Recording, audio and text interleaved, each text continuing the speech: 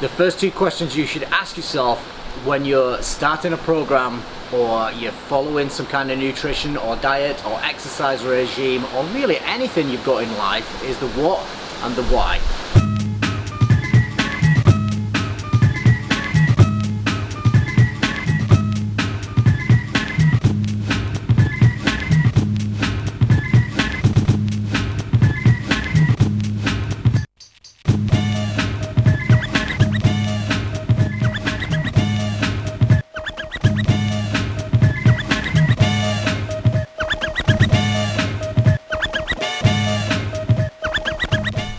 What represents exactly what you want, and be specific.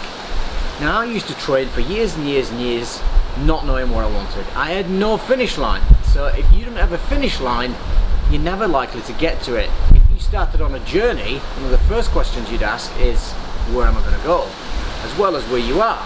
But realistically, you need an end point, you need an end game, and a lot of people don't get this, me included. They don't have a finish line, they don't have a specific goal. So on your what, you've got to write down exactly what you want. Now this could be anything and it's tailored to you. It doesn't have to be, I want to be ripped like a Marvel superhero. It doesn't have to be, I want to be able to run 4 marathons back to back. This could be for you, you want to lose 10 pounds, you want to lose 20 pounds, you want to be able to do a 1 rep max at 100 kilograms. You want to be able to do a 5k in less than 20 minutes. You want to be able to fit in a size 10 dress. You want to be able to look good in a mirror. Then again, looking good in a mirror, be specific with that. How are you going to look good? What do you want? Do you want to remove the love handles? Do you want a bigger chest? Do you want a bigger arm? How big do you want them? You know, have you got something in mind? Have you got a model in mind? Have you got a picture in mind that you can paste onto an image that would be you in your perfect self?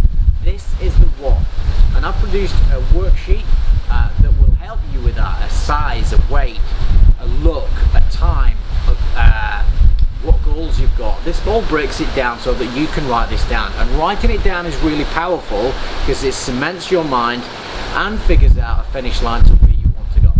So that is your what. Be specific. Write this down and put it somewhere where you can see it.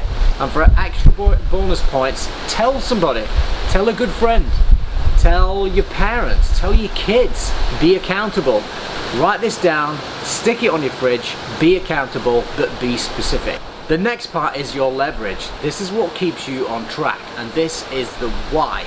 Slightly more difficult to write down because unless you've got a specific event or detail that you're going to record or write down, then you're going to have to do some soul searching to get this, and it may take a few changes before you get the thing that actually cements you, that makes you stick to that program that you're going to. It could be the fact that you've looked in the mirror, you've let yourself go, and you're absolutely disgusted with yourself.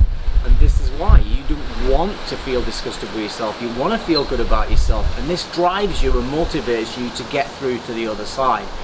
It could be something like you want to set an example to your kids, because if, in the case of my kids, they're watching everything you do and you are a role model whether you like it or not.